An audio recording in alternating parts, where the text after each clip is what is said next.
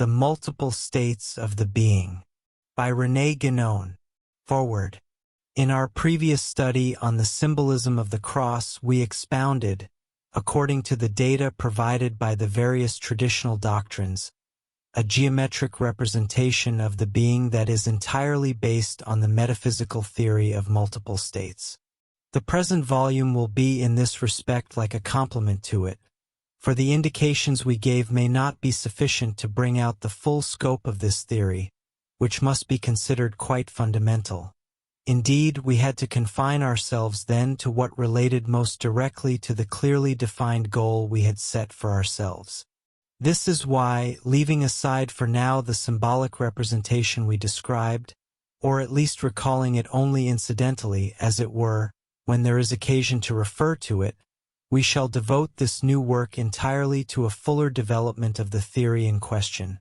whether, first of all, in its very principle or in certain of its applications, particularly concerning the being considered in its human aspect.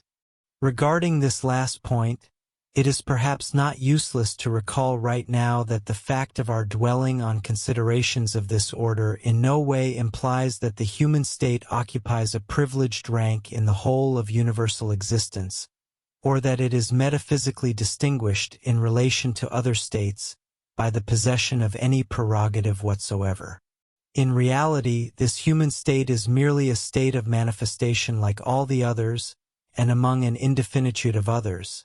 It is situated within the hierarchy of the degrees of existence, at the place assigned to it by its very nature, that is to say, by the limiting character of the conditions that define it, and this place confers upon it neither absolute superiority nor absolute inferiority. If we must sometimes consider this state in particular, it is therefore solely because, being the one in which we actually find ourselves, it thereby acquires for us, but for us alone, a special importance.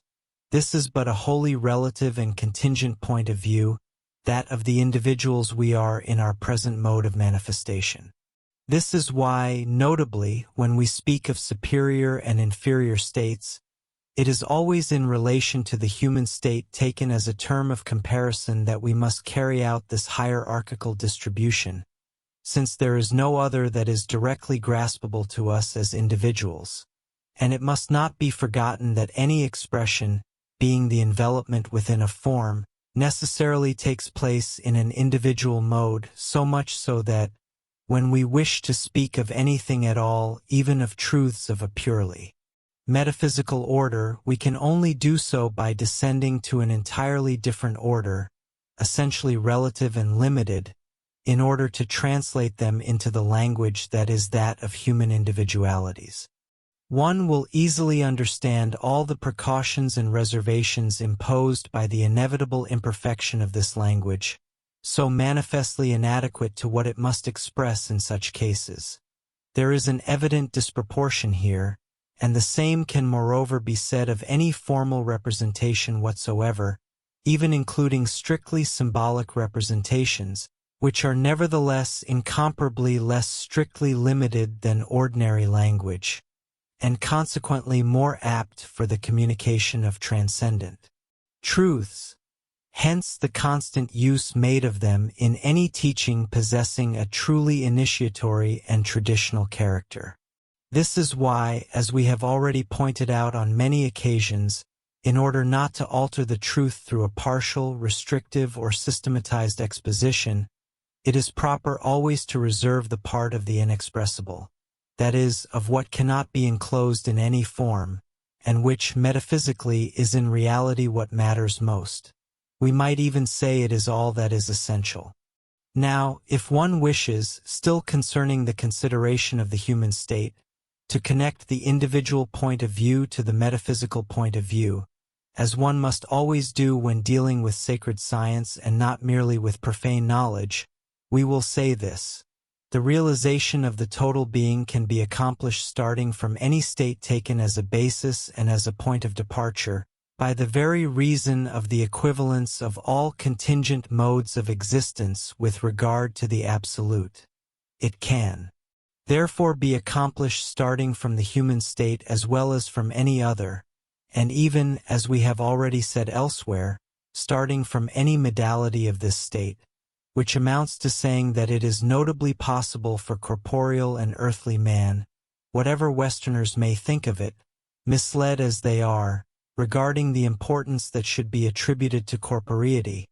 by the extraordinary insufficiency of their conceptions concerning the constitution of the human being.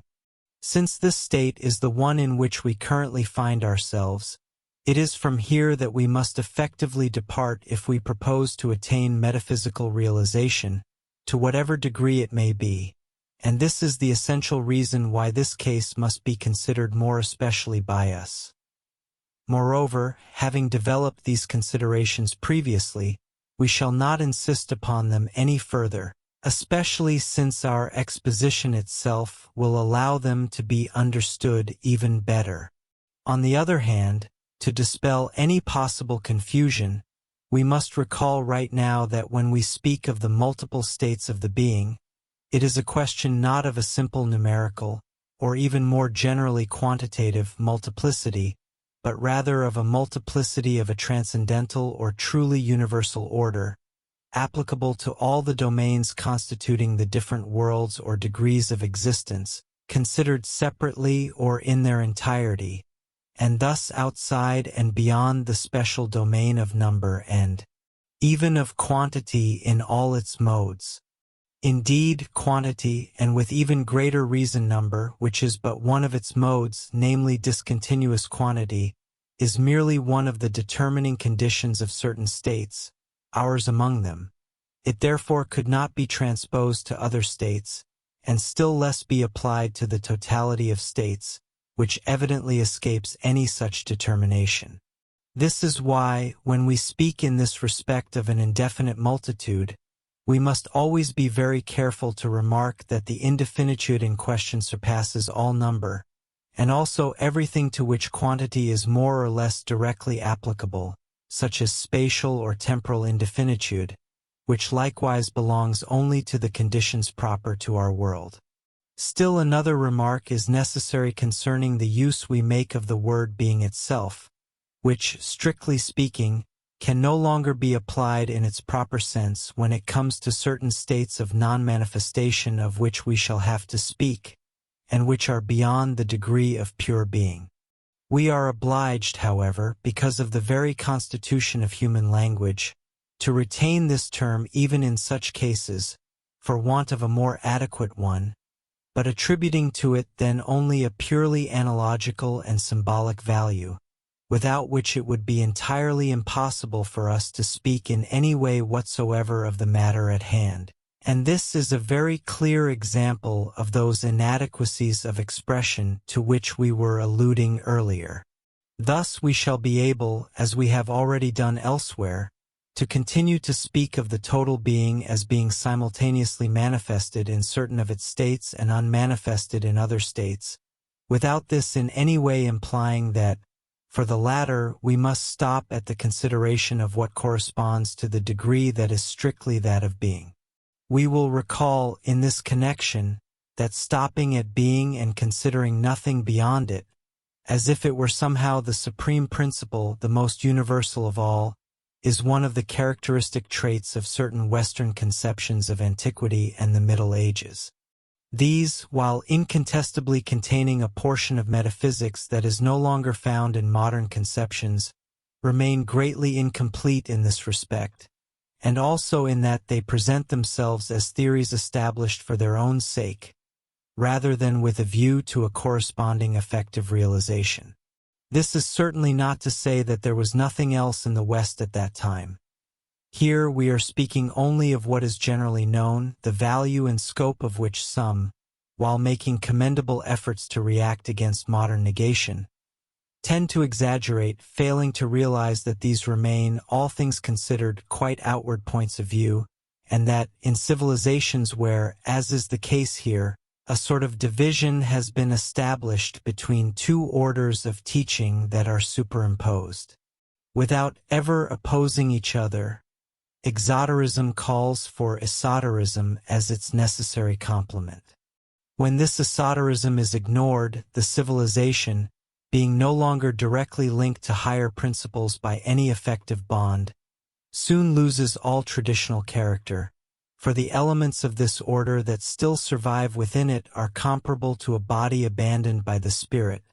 and are consequently powerless from then on to constitute anything more than a sort of empty formalism. This is very precisely what has happened to the modern Western world.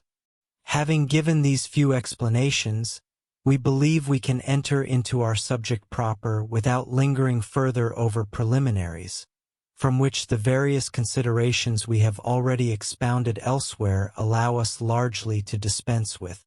It is indeed impossible for us to go back indefinitely over what has been said in our previous works, as this would be a mere waste of time,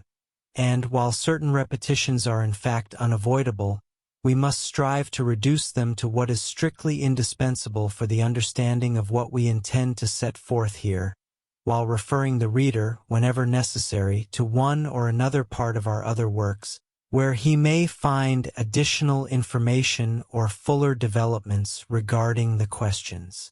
we are led to consider once again.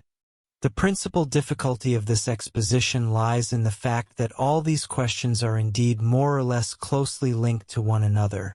and that it is important to show this connection as often as possible. Yet, on the other hand, it is no less important to avoid any appearance of systematization, that is, of a limitation incompatible with the very nature of metaphysical doctrine, which must, on the contrary, open up, to anyone capable of understanding and assenting to it, possibilities of conception that are not merely indefinite but, we may say without any misuse of language, truly infinite like the total truth itself. Chapter 1. The Infinite and Possibility. In order to properly understand the doctrine of the multiplicity of the states of being, it is necessary, before any other consideration, to go back to the most primordial notion of all, that of the metaphysical infinite, considered in its relationship with universal possibility. The infinite is, according to the etymological meaning of the term that designates it, that which has no limits, and, to preserve the proper sense of this term, its use must be strictly reserved to designate that which has absolutely no limit, to the exclusion of everything that is merely exempt from certain particular limitations while remaining subject to other limitations by virtue of its very nature, to which these latter are essentially inherent, just as, from the logical point of view, which ultimately only translates in its own way the point of view that may be called ontological, elements intervening in the very definition of the thing in question are inherent to it. This latter case is notably, as we have already had occasion to point out several times, that of number, space, and time. Even in the most general and expansive conceptions it is possible to form of them, which go far beyond the ordinary notions held about them. All of this can never, in reality, belong to anything but the domain of the indefinite. It is this indefinite to which some people, when it is of a quantitative order as in the examples we have just mentioned, improperly give the name of mathematical infinite, as if the addition of an epithet or a determining qualification to the word infinite did not in itself imply a pure and simple contradiction. In fact, this indefinite, proceeding from the finite of which it is merely an extension or a development, and thus being always reducible to the finite, has no common measure with the true infinite, any more than individuality, human or otherwise, even with the entirety of the indefinite prolongations of which it is capable, could have with the total being. This formation of the indefinite from the finite, a very clear example of which is found in the production of the series of numbers, is indeed possible only on the condition that the finite already contains this indefinite in potentiality. And even if its limits were pushed back until we somehow lose sight of them, that is to say, until they escape our ordinary means of measurement, they are in no way abolished thereby. It is quite evident, by virtue of the very nature of the causal relationship, that the greater cannot emerge from the lesser, nor the infinite from the finite. It cannot be otherwise when dealing, as in the case we are considering, with certain orders of particular possibilities, which are manifestly limited by the coexistence of other orders of possibilities, and therefore by virtue of their own nature, which makes them such determinate possibilities and not all possibilities without any restriction. Were it otherwise, this coexistence of an indefinitude of other possibilities, which are not included within the former, and each of which is moreover similarly capable of indefinite development, would be an impossibility, which is to say an absurdity in the logical sense of the word. The infinite, on the contrary, to be truly such, can admit of no restriction, which presupposes that it is absolutely unconditioned and indeterminate, for any determination, whatever it may be, is necessarily a limitation, by the very fact that it leaves something outside itself, namely all other equally possible determinations. Furthermore, limitation possesses the character of a veritable negation. To set a limit is to deny, in regard to what is enclosed therein, everything that this limit excludes. Consequently, the negation of a limit is properly the negation of a negation, that is, logically and even mathematically an affirmation, so that the negation of every limit is equivalent, in reality, to total and absolute affirmation. That which has no limits is that of which nothing can be denied, and therefore that which contains everything, that outside of which there is nothing. And this idea of the infinite, which is thus the most affirmative of all, since it encompasses or envelopes all particular affirmations whatsoever, is expressed by a term of negative form only because of its absolute indetermination. In language, indeed, every direct affirmation is necessarily a particular and determinate affirmation, the affirmation of something, whereas the total and absolute affirmation is no particular affirmation to the exclusion of others, since it implies them all equally. And it is easy to grasp even now the very close relationship this bears to universal possibility,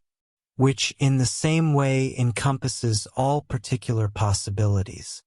The idea of the infinite, as we have just posited it here from a purely metaphysical point of view, is in no way debatable or contestable, for it cannot contain any contradiction within itself, by the very fact that there is nothing negative in it. It is, moreover, necessary in the logical sense of the word, for it is its negation that would be contradictory. Indeed, if one considers the all in the universal and absolute sense, it is evident that it cannot be limited in any way, for it could only be limited by something external to it, and, if there were something external to it, it would not be the all. It is important to note, moreover, that the all, in this sense, must in no way be assimilated to a particular and determinate whole, that is to say, to an aggregate composed of parts that would be in a definite relationship with it. It is strictly speaking without parts, since, as these parts must necessarily be relative and finite, they could have no common measure with it, nor consequently any relationship, which amounts to saying that they do not exist for it, and this suffices to show that one should not seek to form any particular conception of it. What we have just said of the universal all in its most absolute indetermination applies to it equally when considered from the point of view of possibility. And in truth this is not a determination, or at least it is the minimum of determination required to make it actually conceivable to us, and above all expressible to some degree. As we have had occasion to indicate elsewhere, a limitation of total possibility is, in the proper sense of the word, an impossibility, since, having to encompass possibility in order to limit it, it could not be encompassed within it, and what is outside the possible could be nothing other than impossible. But an impossibility, being nothing but a pure and simple negation, a literal nothingness, obviously cannot limit anything whatsoever, from which it immediately follows that universal possibility is necessarily unlimited. Care must be taken, moreover, to note that this is naturally applicable only to universal and total possibility, which is thus nothing but what we may call an aspect of the infinite, from which it is distinct in no way and in no measure. There can be nothing outside the infinite, since that would be a limitation, and it would then no longer be the infinite. The conception of a plurality of infinites is an absurdity, since they would mutually limit one another so that, in reality, none of them would be infinite. Therefore, when we say that universal possibility is infinite or unlimited, it must be understood to mean that it is nothing other than the infinite itself, considered under a certain aspect, insofar as it is permissible to say that there are aspects of the infinite. Since the infinite is truly without parts, there can, strictly speaking, be no question of a multiplicity of aspects existing really and distinctively within it either.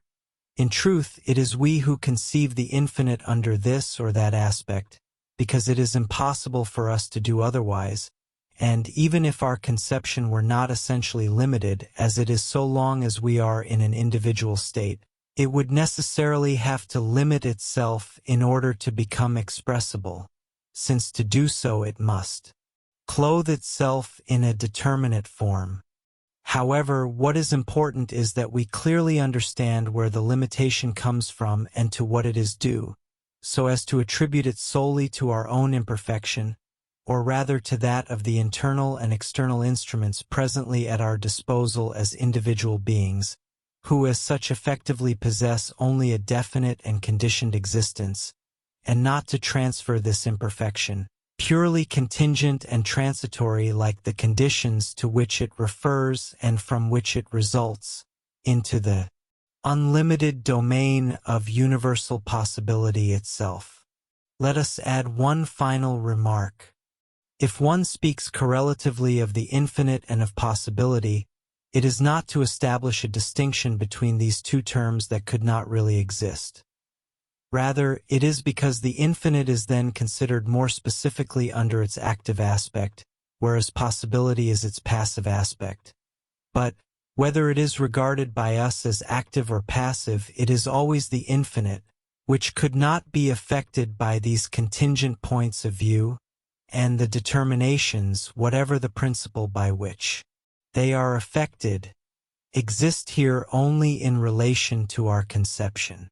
This is, in short, the same thing as what we have called elsewhere, following the terminology of the Far Eastern doctrine, active perfection, Keen, and passive perfection, Kuan, perfection in the absolute sense, being identical to the infinite understood in all its indetermination. And, as we said then, it is the analog, but at another degree and from a much more universal point of view, of what essence and substance are within being.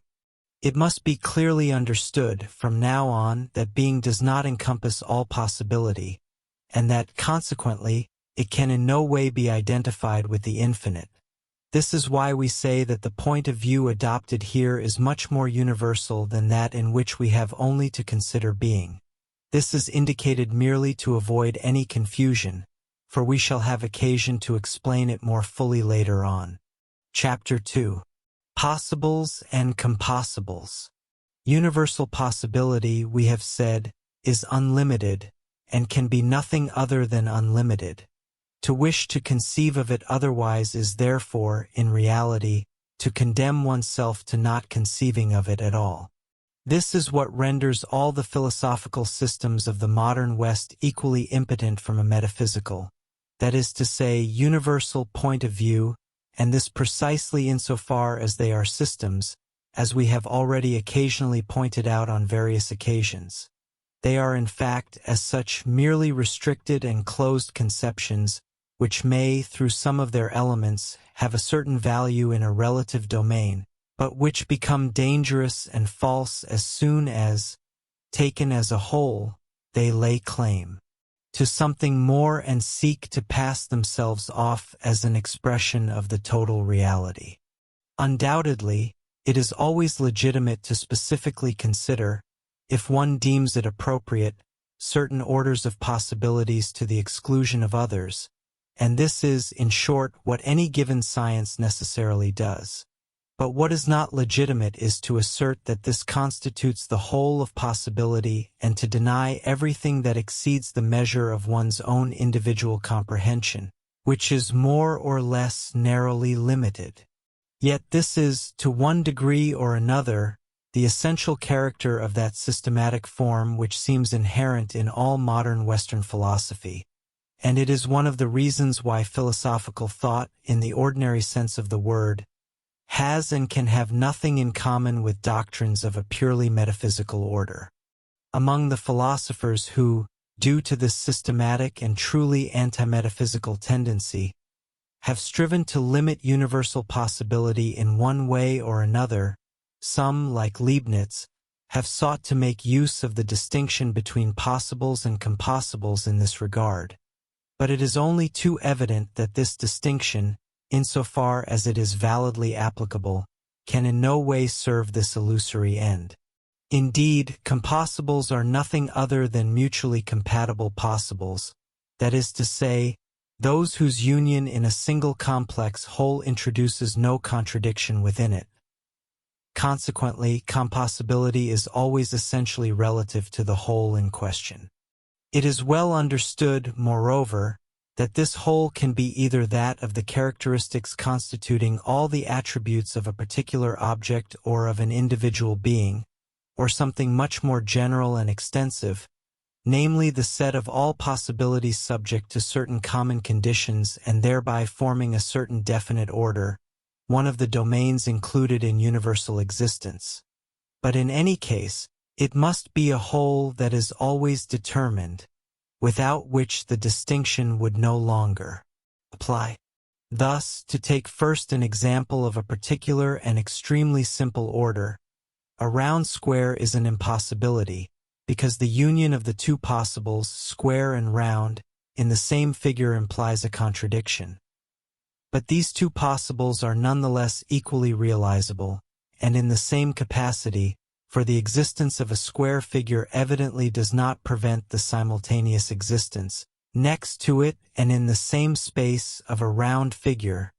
any more than that of any other geometrically conceivable figure. This even seems too obvious to require further emphasis. However, such an example, by virtue of its very simplicity, has the advantage of helping to understand, by analogy, what relates to seemingly more complex cases, such as the one we are now going to discuss. If, instead of a particular object or being, we consider what we may call a world, according to the meaning we have already given to this word, that is, the entire domain formed by a certain set of compossibles that are realized in manifestation, these compossibles will have to be all the possibles that satisfy certain conditions, which will precisely characterize and define the world in question, constituting one of the degrees of universal existence. The other possibles, which are not determined by the same conditions and which, consequently, cannot be part of the same world, are evidently no less realizable for that,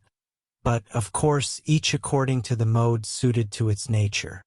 In other words, every possible has its own existence as such, and those possibles whose nature implies a realization in the usually understood sense,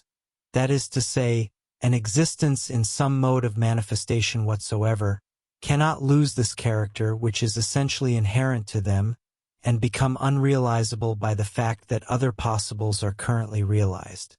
It can also be said that every possibility that is a possibility of manifestation must necessarily manifest itself by that very fact, and that, conversely, every possibility that is not to manifest itself is a possibility of non-manifestation. In this form, it might well seem that this is merely a matter of simple definition, and yet the preceding statement contained nothing other than this axiomatic truth, which is in no way debatable.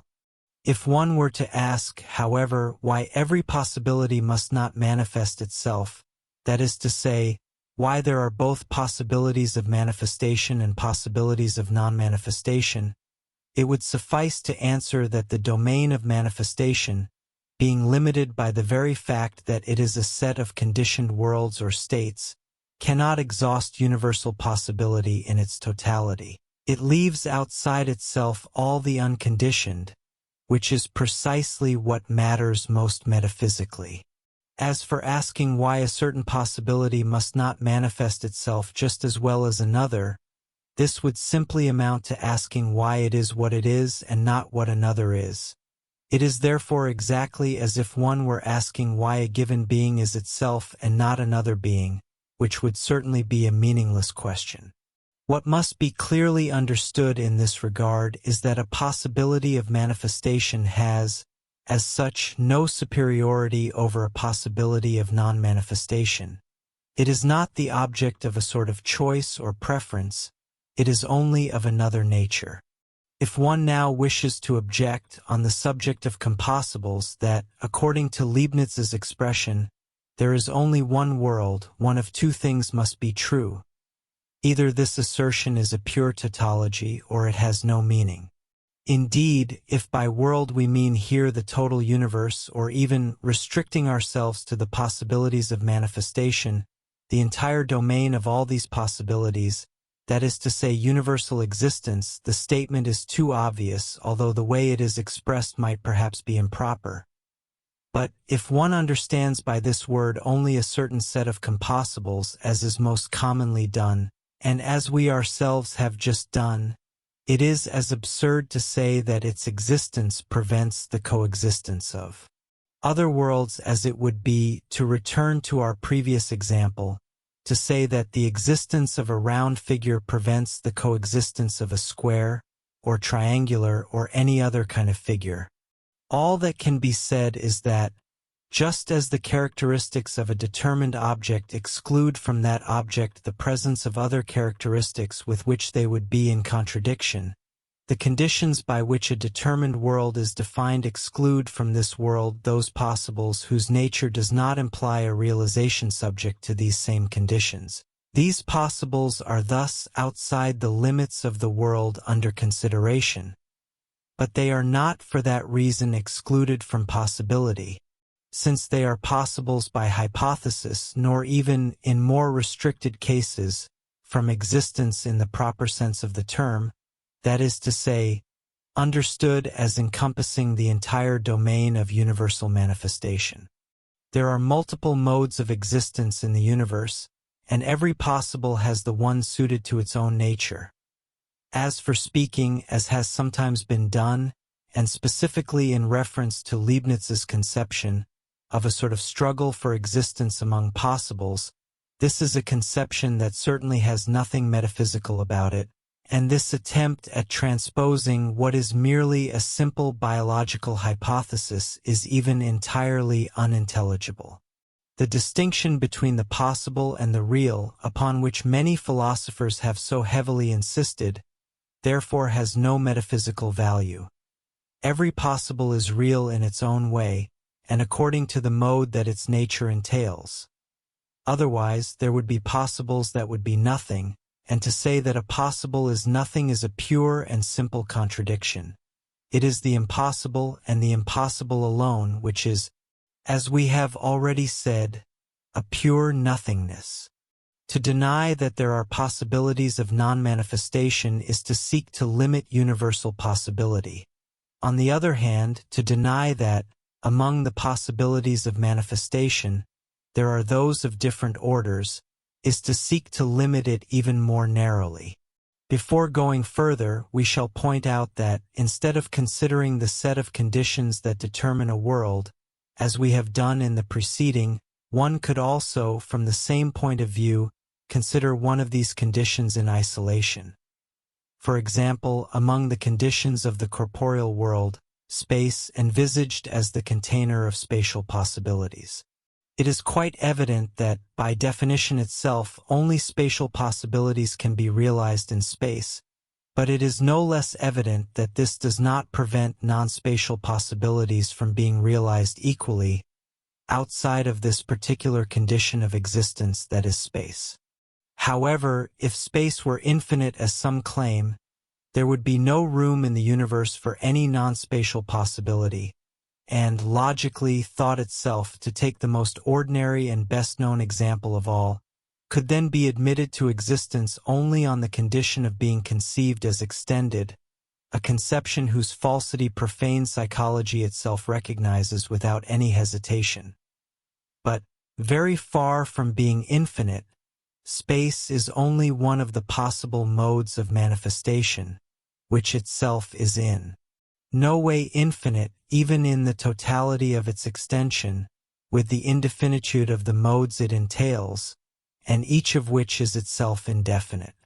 Similar remarks would apply equally to any other special condition of existence. And what is true for each of these conditions taken separately is also true for the set of several among them, whose union or combination determines a world. It goes without saying, moreover, that the different conditions thus united must be compatible with one another, and their compatibility evidently entails that of the possibles they respectively comprise, with this restriction that the possibles which are subject to the set of conditions considered may constitute only a part of those which are comprised in each of the same conditions envisaged in isolation from the others, from which it results that these conditions, in their totality, will entail, besides their common part, prolongations in various directions, still belonging to the same degree of universal existence. These prolongations of indefinite extension correspond in the general and cosmic order to what are, for a particular being, those of one of its states, for example of an individual state considered integrally beyond a certain defined modality of this same state, such as the corporeal modality in our human individuality. Chapter 3. Being and Non-Being. In what precedes, we have indicated the distinction between the possibilities of manifestation and the possibilities of non-manifestation, both being equally comprised, and by the same right, in total possibility. This distinction imposes itself upon us before any other more particular distinction, such as that of the different modes of universal manifestation, that is to say, of the different orders of possibilities that it entails, distributed according to the special conditions to which they are respectively subject, and constituting the indefinite multitude of worlds or degrees of existence. This being established, if one defines being, in the universal sense, as the principle of manifestation, and at the same time as thereby comprising the totality of all the possibilities of manifestation, we must say that being is not infinite, since it does not coincide with total possibility, and this all the more so since being, as the principle of manifestation, does indeed comprise all the possibilities of manifestation, but only insofar as they manifest themselves. Outside of being, there is therefore all the rest, that is to say, all the possibilities of non-manifestation, along with the possibilities of manifestation themselves insofar as they are in the unmanifested state. And being itself is included therein, for, being unable to belong to manifestation, since it is its principle, it is itself unmanifested. To designate that which is thus outside and beyond being, we are obliged, for lack of any other term, to call it non-being.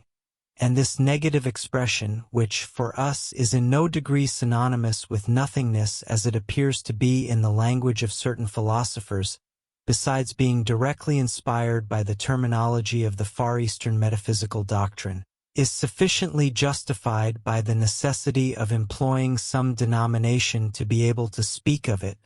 joined to the remark already made by us above that the most universal ideas, being the most indeterminate,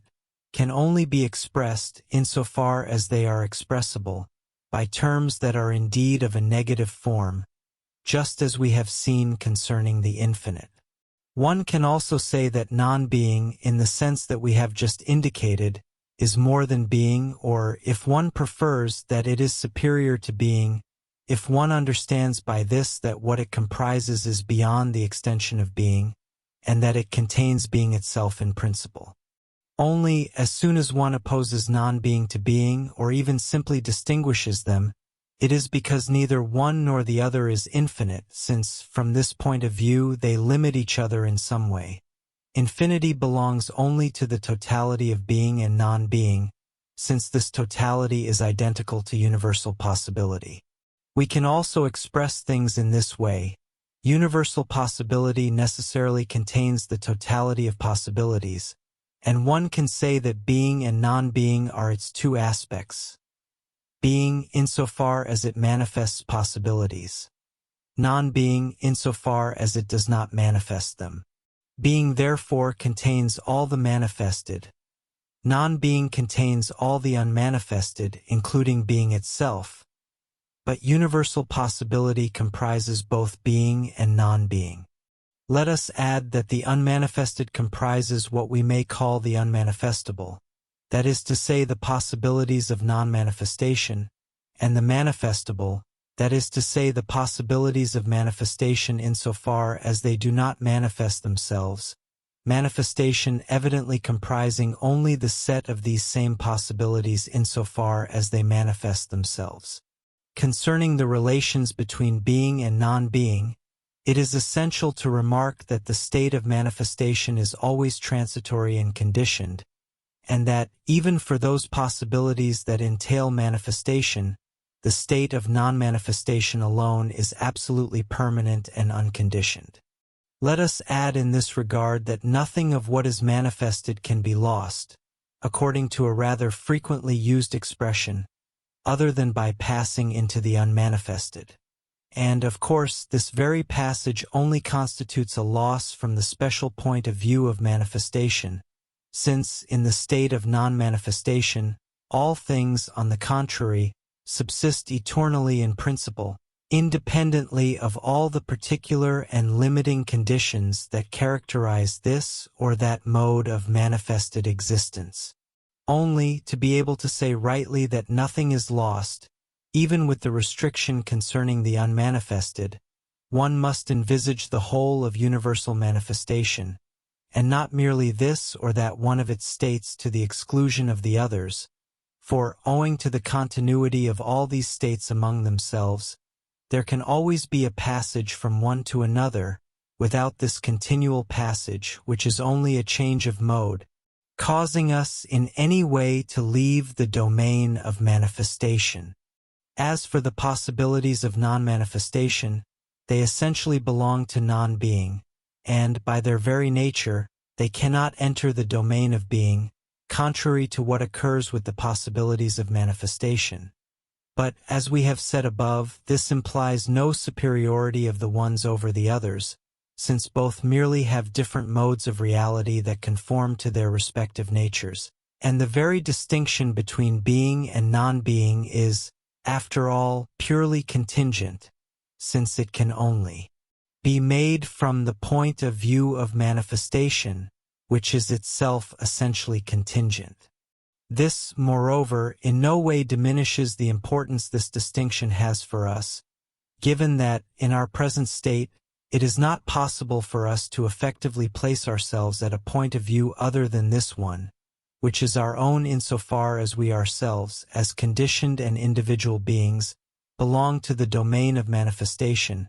and which we can only surpass by entirely freeing ourselves, through metaphysical realization, from the limiting conditions of individual existence. As an example of a possibility of non-manifestation, we may cite the void, for such a possibility is conceivable, at least negatively, that is to say by the exclusion of certain determinations. The void implies the exclusion not only of any corporeal or material attribute, not only even, more generally, of any formal quality, but furthermore of all that relates to any mode of manifestation whatsoever. It is therefore nonsensical to claim that there can be a void within what universal manifestation encompasses, in whatever state it may be, since the void essentially belongs to the domain of non-manifestation. It is not possible to give this term any other intelligible meaning. We must, on this subject, limit ourselves to this simple indication, for we cannot treat the question of the void here with all the developments it would entail, and which would stray too far from our subject. Since it is especially with regard to space that it sometimes leads to serious confusions, the considerations relating to it will find a better place in the study we propose to devote specifically to the conditions of corporeal existence. From the point of view where we presently stand, we must simply add that the void, however it is envisioned, is not non-being, but only what we might call one of its aspects, that is to say, one of the possibilities it contains and which are other than the possibilities encompassed within being, hence outside of the latter, even considered in its totality, which once again clearly shows that being is not infinite. Moreover, when we say that such a possibility constitutes an aspect of non-being, it must be noted that it cannot be conceived in a distinctive mode, this mode applying exclusively to manifestation. And this explains why, even if we can effectively conceive of this possibility which is the void, or any other of the same order, we can never give it anything but a wholly negative expression. This remark, entirely general for all that relates to non-being, further justifies the use we make of this term. Similar considerations could therefore be applied to any other possibility of non-manifestation. We could take another example, such as silence, but the application would be too easy to make for it to be useful to dwell upon. We will therefore confine ourselves in this regard to observing the following. Just as non-being or the unmanifested encompasses or envelopes being, or the principle of manifestation, silence contains within itself the principle of speech. In other words, just as unity is nothing but the metaphysical zero affirmed, speech is nothing but silence expressed. But conversely, the metaphysical zero, while being unity unaffirmed, is also something more, and similarly silence, which is an aspect of it in the sense we have just specified, is not merely unexpressed speech, for one must let subsist therein furthermore that which is inexpressible, that is to say, not susceptible to manifestation, and therefore to determination in a distinctive mode.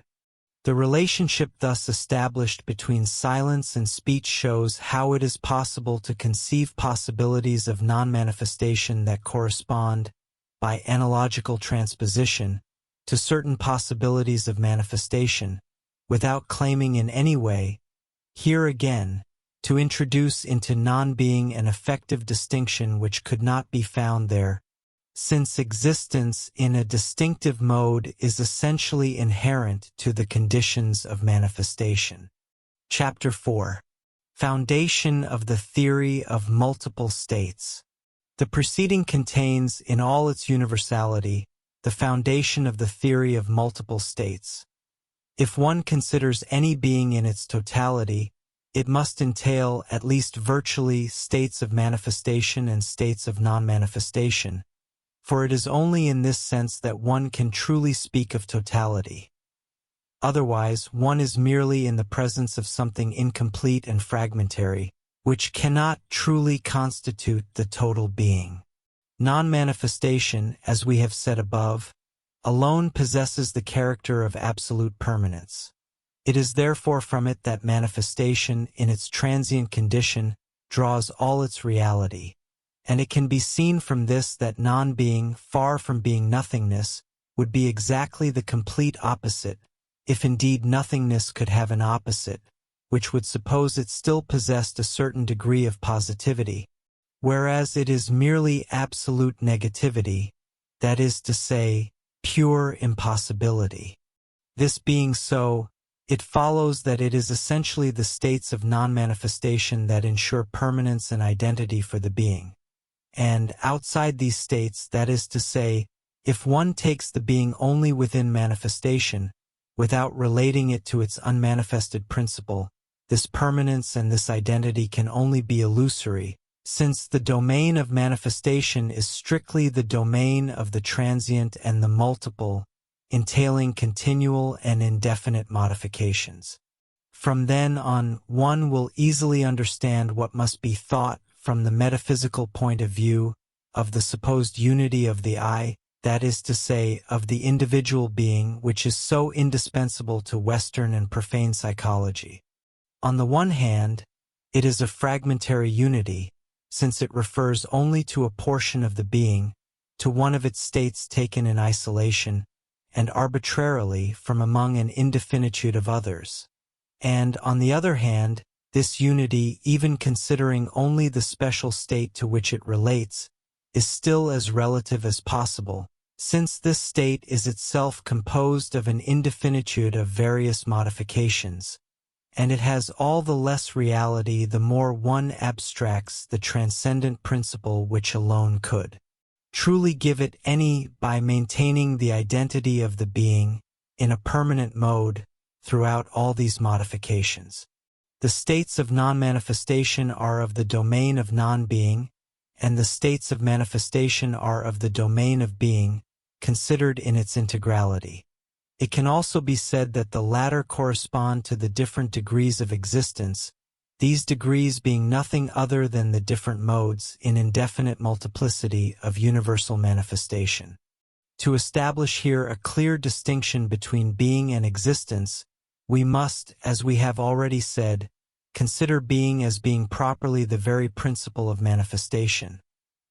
Universal existence will then be the integral manifestation of the entirety of the possibilities that being encompasses, and which are, moreover, all the possibilities of manifestation, and this implies the effective development of these possibilities in condition mode.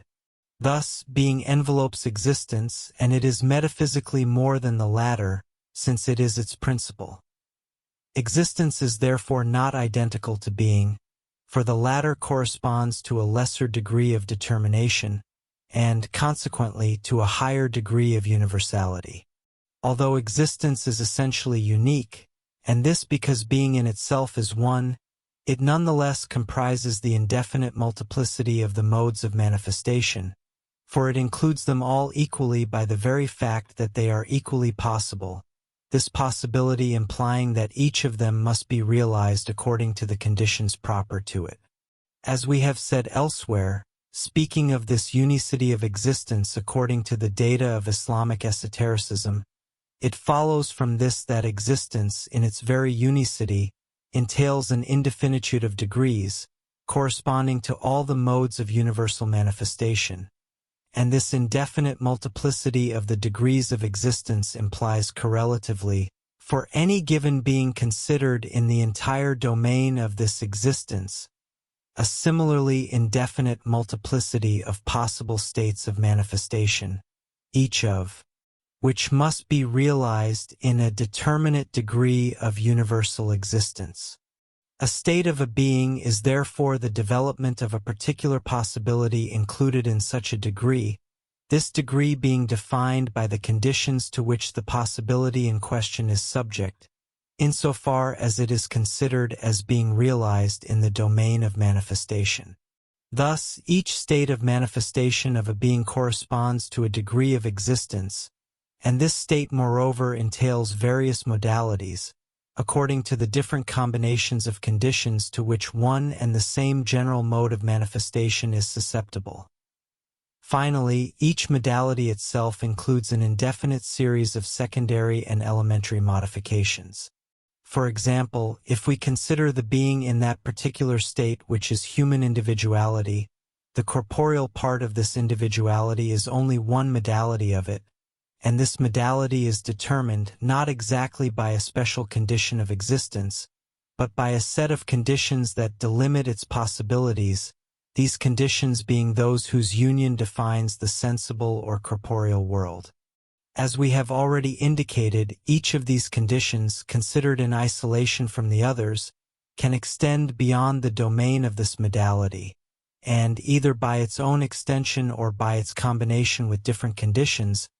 then constitute the domains of other modalities, forming part of the same integral individuality. On the other hand, each modality must be regarded as capable of developing in the course of a certain cycle of manifestation, and, for the corporeal modality in particular, the secondary modifications that this development entails will be all the moments of its existence, or, what amounts to the same thing, all the acts and all the gestures, whatever they may be,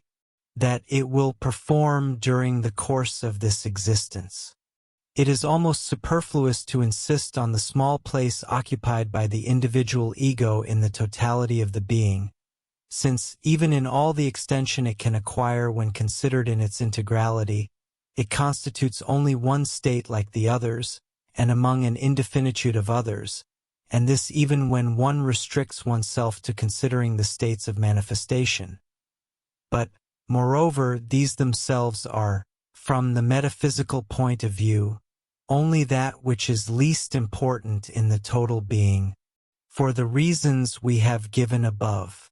Among the states of manifestation, there are some other than human individuality which can also be individual states, while others are non-individual states, the nature of each being determined by the conditions proper to it, since they are always conditioned states by the very fact that they are manifested. As for the states of non-manifestation, it is evident that, being subject neither to form nor to any other condition of any mode of manifested existence whatsoever, they are essentially extra-individual. We can say that they constitute what is truly universal in each being, therefore that by which every being is attached, in all that it is, to its metaphysical and transcendent principle, an attachment without which it would have only a wholly contingent and, at bottom, purely illusory existence. Chapter 5. Relations of Unity and Multiplicity. In non-being, there can be no question of a multiplicity of states, since it is essentially the domain of the undifferentiated and even of the unconditioned. The unconditioned cannot be subject to the determinations of the one and the multiple, and the undifferentiated cannot exist in a distinctive mode. If, however, we speak of the states of non-manifestation, it is not to establish in our expression a sort of symmetry with the states of manifestation, which would be unjustified and entirely artificial. Rather, it is because we are forced to introduce distinction into it in some fashion, failing which we could not speak of it at all. Only we must clearly realize that this distinction does not exist in itself, that it is we who give it its entirely relative existence, and it is only thus that we can consider what we have called aspects of non-being, while pointing out, moreover, all that is improper and inadequate in such an expression. In non-being, there is no multiplicity and, strictly speaking, neither is there unity, for non-being is the metaphysical zero, to which we are obliged to give a name in order to speak of it, and which is logically prior to unity.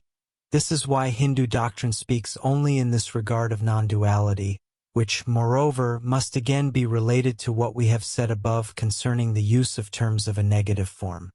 It is essential to remark, in this connection, that the metaphysical zero has no more relation to the mathematical zero, which is only the sign of what one might call a nothingness of quantity, than the true infinite has to the mere indefinite, that is to say, the indefinitely increasing or indefinitely decreasing quantity. And this absence of relation, if one may express oneself thus, is of exactly the same order in both cases, with this reservation, however, that the metaphysical zero is only an aspect of the infinite. At least, we are permitted to consider it as such insofar as it contains unity in principle, and consequently all the rest. Indeed, primordial unity is nothing other than the zero affirmed, or, in other words, universal being, which is this unity, is only non-being affirmed, insofar as such an affirmation is possible, which is already a first determination, for it is only the most universal of all definite, and therefore conditioned, affirmations. And this first determination, prior to all manifestation and to all particularization, contains in principle all the other distinctive determinations or affirmations, which amounts to saying that unity, from the moment it is affirmed, contains multiplicity in principle, or that it is itself the immediate principle of this multiplicity. It has often been asked, and quite vainly, how multiplicity could emerge from unity, without recognizing that the question, thus posed, admits of no solution, for the simple reason that it is badly formulated and, in this form, corresponds to no reality. In fact, multiplicity does not emerge from unity, any more than unity emerges from the metaphysical zero, or then something emerges from the universal whole, or then any possibility can be found outside the infinite or total possibility. Multiplicity is comprised within primordial unity, and it does not cease to be comprised therein by the fact of its development in a manifest. Do you want access to this and all the complete audiobooks on the channel, plus the ebook version? Click the link in the description or scan the QR code in the left corner of the screen to access our library, where you can listen to your favorite esoteric books without ad interruptions, lock your screen, or use other apps while the narration plays, and even download the ebook version to follow along as you listen. Listen on your computer via web browser, or download the app from the Play Store. After subscribing, you will receive an email with your login details, password, and step-by-step instructions on how to access the books through the Hotmart app.